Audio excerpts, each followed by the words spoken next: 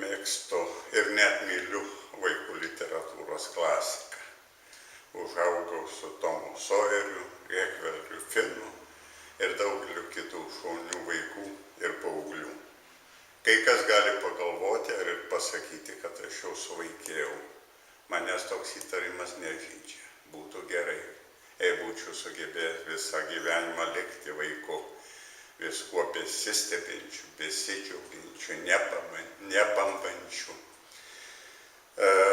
Taigi viena iš tų knygų Eleonoros Porter Poliana. Dabar šiuo metu išversta, išleista knyga ir tikrai visam likusiam gyvenimui išmokau mergaitės Polianos pamoką, kad gyvenime reikia viskuo džiaugtis.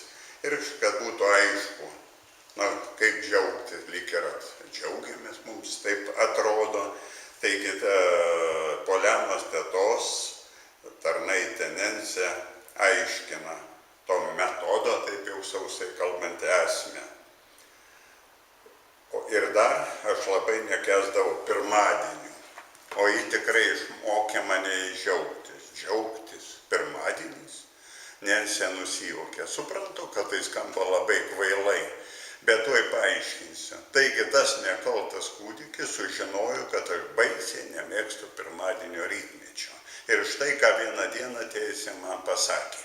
Vis dėlto, Nensė, aš manau, kad tu turėtum džiaugtis pirmadieniu labiau negu bet kuria kita savaitės diena, nes visada prieš akis dar ištisa savaitė, kol ateis kitas pirmadienis. Vienas.